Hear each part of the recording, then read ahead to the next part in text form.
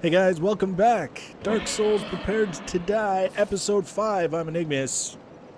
And today this whole episode is devoted to the Hellkyte Wyvern. He's that bastard on the bridge. We killed the Taurus demon, we did a little poking around. We saw the bridge, and we saw that it looked like it was just a bunch of zombies on the bridge, and then we were poking around off camera, and all of a sudden, big dumb dragon came and had a seat. Now, I learned that there's a sword that can be had by shooting off this guy's tail. So that's what we're doing. And if you're quick, you'll see me not being quick quite often, but if you're quick, you can get his tail once when it's on the far side of the bridge like that, and then he kind of hops over this way, and you can sometimes get another arrow into him there, and it just kind of expedites the whole process of lopping off the tail. This is, I have to say, at this point in the game, as I'm recording this is the first time I've ever really used a bow for anything. I've since learned the joys of headshotting zombies. I can't get enough of it. That blood geyser, when you pounce them in the head with an arrow, is just, it's hard to beat. But this, I'm just getting used to the whole feel for a short bow and trying to get this guy's tail off. So once we get his tail off, that he's still there. He's still kind of blocking the bridge. Now I did on one attempt, I did actually get past him into the room beyond the bridge, but in kind of poking around, discovered that that wasn't really good enough. That if you didn't kill him, he's still there, and anytime you're sort of in that vicinity, you see the zombies out on the bridge, you get that temptation, hey, there's some easy souls, and then all of a sudden the dragon is right on top of your face. So really, the only solution that I could think of that I would be happy with is just kill the fucking dragon. Or Wyvern. I'm sure people who have finished the game, more advanced in the game, would probably like to point out to me that this is a Wyvern and that the real dragons are probably like 10 times harder. Something. There's no doubt about it. This is the most difficult encounter that I've experienced in the game up to this point. The Asylum Demon, the Black Knight, the Taurus Demon, all dead in 4 or fewer attempts. Obviously, I'm referring to actually killing the Wyvern, not just shooting off his tail, because this is time-consuming, this shooting off of the tail business, but I can't say that it's particularly difficult. I did actually end up having to go back and restocking arrows a couple of times, because the thought occurred to me that, you know what would be a little bit neat,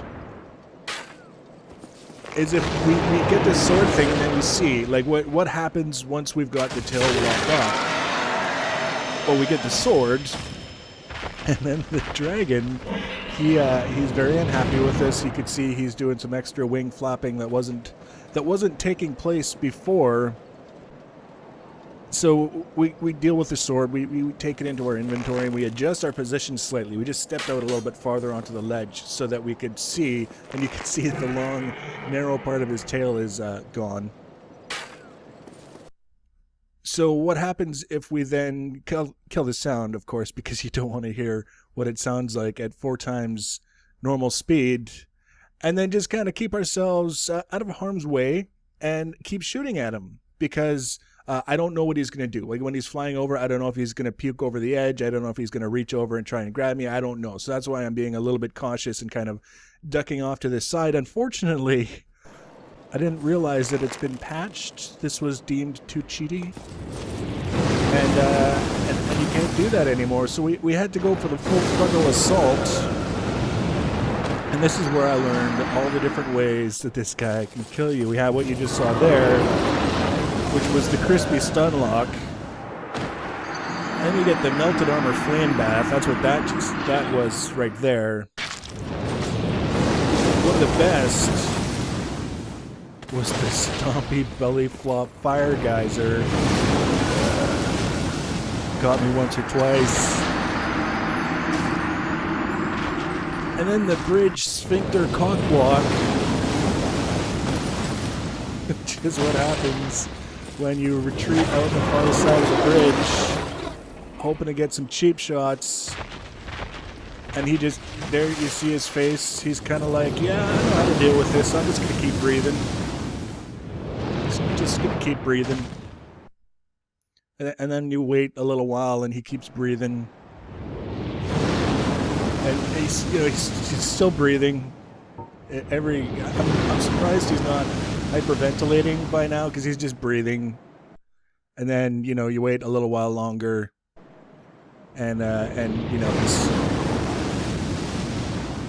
still breathing. And at some point you're like, I have to do something. I can't stand here forever. So we're going to take our chances. We're going to try and time it. We're going to make a run for it.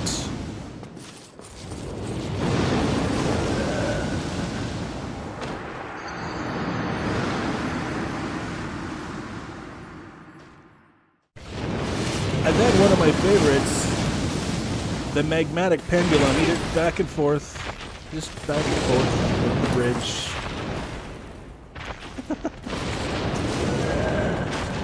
It was over before it began.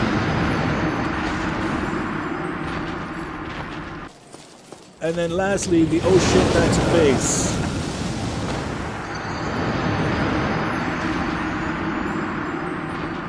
So that kind of limited us in terms of our options for fighting this guy to what I like to call the poke and slap method.